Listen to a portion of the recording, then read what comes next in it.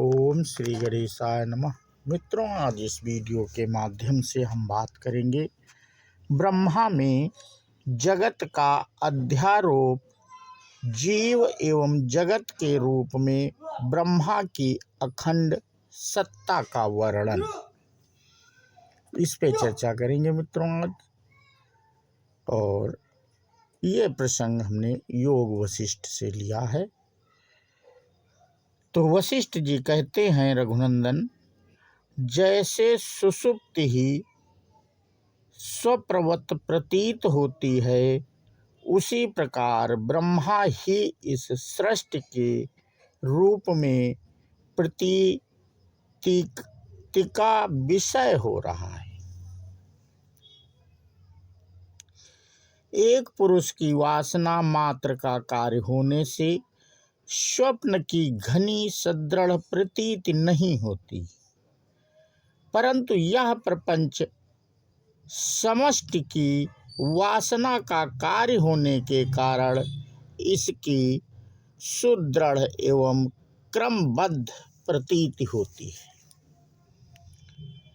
सर्वात्मक ब्रह्मा ही इस प्रपंच का अधिष्ठान है।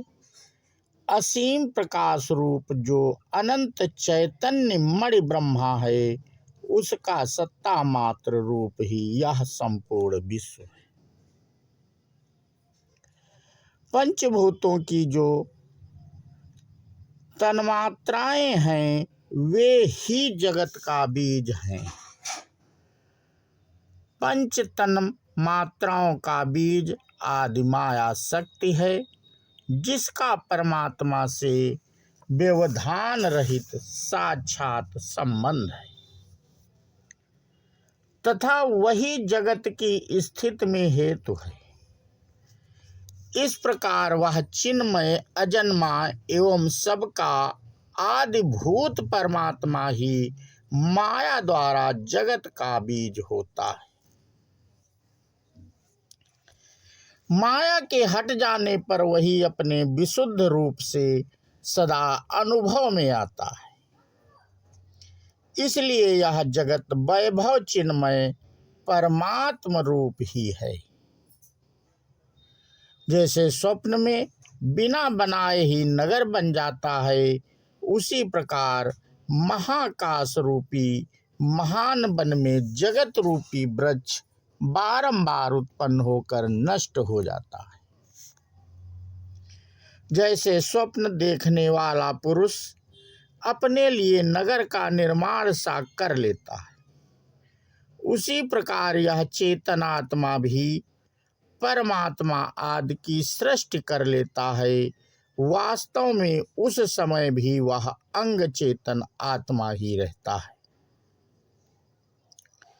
जगत का बीज है पंच तन्मात्राएं और उनका बीज है अविनाशी चेतन आत्मा है।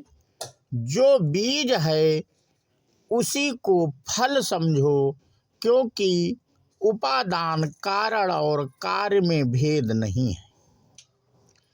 इसलिए सारा जगत ब्रह्ममय ही है। जो स्वरूप कल्पित है वह सत्य कैसे हो सकता है? यदि पंचभूतों की तन्मात्राएं ब्रह्म स्वरूपा हैं, तो उनके कार्य रूप स्थूल पांच महाभूतों को भी ब्रह्मा ही समझो। इससे यह सिद्ध हुआ कि सदा से दृढ़ मूल यह त्रिलोकी ब्रह्मा ही है। इस प्रकार यह जगत ना कभी उत्पन्न होता है और ना उत्पन्न हुआ दिखाई देता है। जैसे स्वप्न में मनोरथ द्वारा निर्मित पुर असत होता हुआ भी सत सा प्रतीत होता है, उसी प्रकार ब्रह्माकाश रूपी परम व्योममय चिन्मय आत्मा में जीवात्मा का सत्व असत होता हुआ भी सत सा प्रतीत होता है। अर्थात उस ब्रह्मामय महाकाश से अभिभक्त होने पर भी विभक्त सा दिखता है।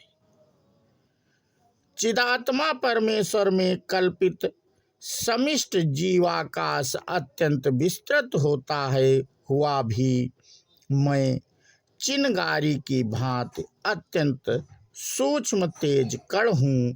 ऐसी भावना करने से वह अपने को वैसा ही अणुरूप ही अनुभव करने लगता है।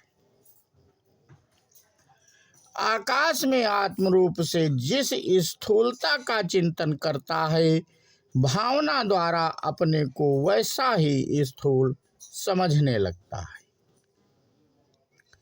जैसे संकल्प से कल्पित चंद्रमा सत नहीं है, वैसे ही भावना द्वारा भावित वह रूप भी सत नहीं है, तथापि सत सा प्रतीत होता है।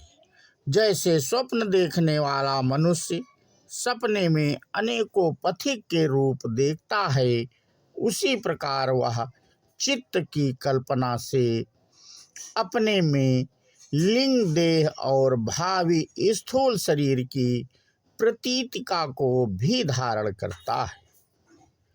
जैसे पर्वत बाहर स्थित होने पर भी दर्पण के भीतर स्थित हुआ सा प्रतीत होता है, जैसे कुएं के जल में प्रतिबिंब हुआ शरीर वही व्यवहार करता सा जान पड़ता है, जैसे दूर तक सुनाई देने योग्य शब्द भी संपुट गुफा आदि में अवरुद्ध होकर उसके भीतर ही रह जाता है, बाहर नहीं फैलने पाता, तथा जैसे स्वप्न और मनोरथ विषयक सम्मित देह के भीतर ही स्वप्न आदि देखती है। वे विषय बाहर होने पर भी अपने बाह्य रूप को त्याग कर ही शरीर के भीतर अंतःकरण में भासित होते हैं।